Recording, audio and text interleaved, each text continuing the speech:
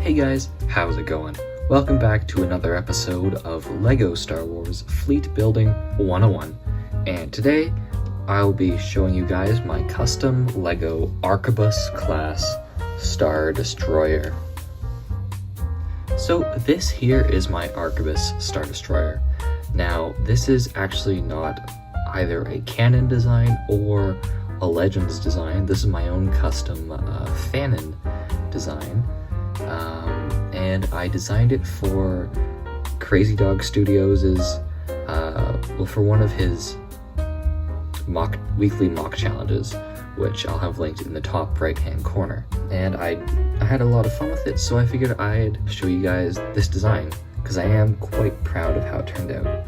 And one more quick thing before we start, you'll notice it's in quite a weird color scheme.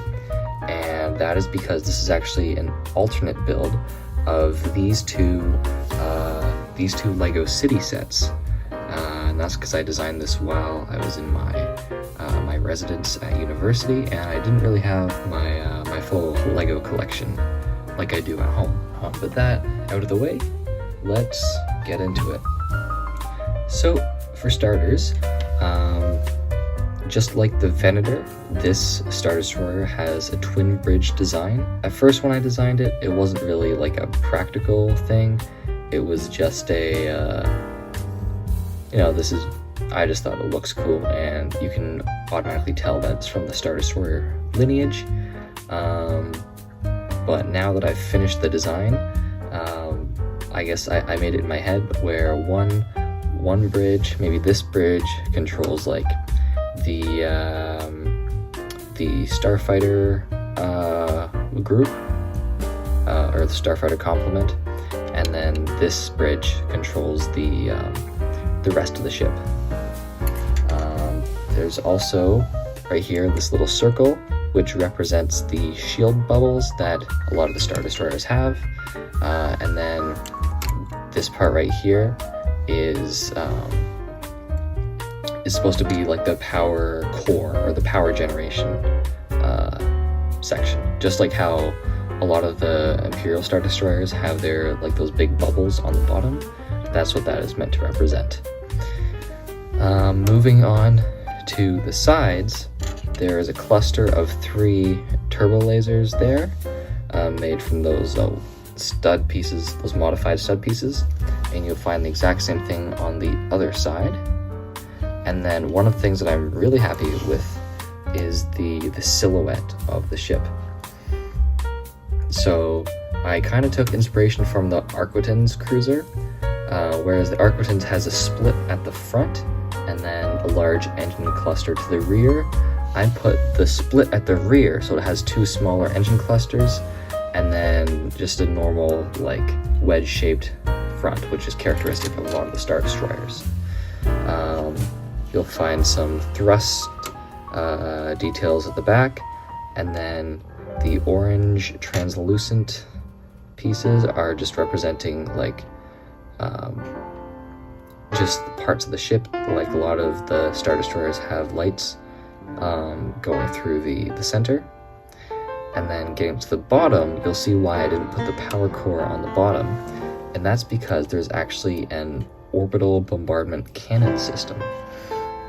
And so that's what the main purpose of this ship is. It's basically like a siege weapon. Now I went through a bunch of different designs, or possible designs, for the cannons on the bottom. In an earlier version of this video, you can actually see one of the earlier designs I had, but I'm fairly satisfied with this design, especially given the limited part count. But yeah, there's just a large cannon here, and then another one over here, and they can move up and down, but they're meant for orbital bombardment purposes. And then, oh, and that's also the reason why I've been holding the model this entire time, because if I just put it down, these things could snap off. And then there's some blue transparent bricks here, one on this side, and then one on this side, and those are meant to represent the ship's hangar bays. So just like how a lot of other ships, like the Quasar or the Invisible Hand, or well, pretty much most ships, large ships with a hangar, have the blue like shield doors. That's, well, not doors, but the blue shield keeping out like keeping the atmosphere and gravity inside the ship. That's what that is meant to be. And so there's 2 hangar bays. It could carry a complement of starfighters, but most likely be carrying bombers, given that this is an orbital bombardment platform. And that's pretty much it. It's not a huge design. It is in scale with my Republic era ships, like my Acclimator, my Venator, my Dreadnought heavy cruiser, and this is about the same size as my Acclimator. It's just a little bit shorter, which I think fits the mission role. Yeah, so that's basically it. One more thing that I wanted to add regarding this ship is that I've been working on a design for it in Bricklink Studio, stud.io, and you should be seeing screenshots of that up on screen right now. Most of the design is pretty much the same, except for the bottom cannon design, which I've reworked to make a little bit more sense to fit better into the ship.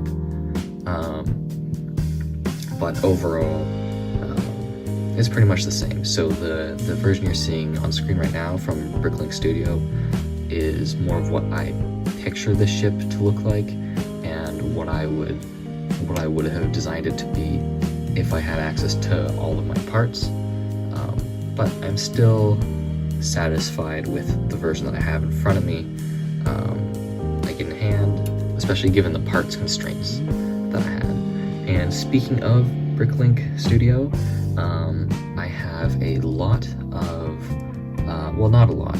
Right now I only have a few, but I'm adding to my Bricklink page with a large collection of different models that I've designed, and a lot of those models are ones that don't have instructions on the channel yet, and so you can check them out over there, just for some bonus HMS Studios content, if you're interested, of course.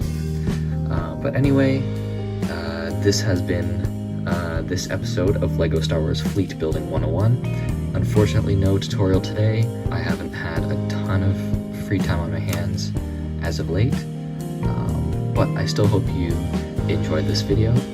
If you would like a tutorial in the future, let me know down in the comments.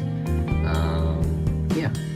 So anyway, this has been HMS Studios Mocks and Tutorials. Don't forget to leave a like, share, and subscribe, as well as leave a comment down below so you can tell me how I did, and I'll see you next time.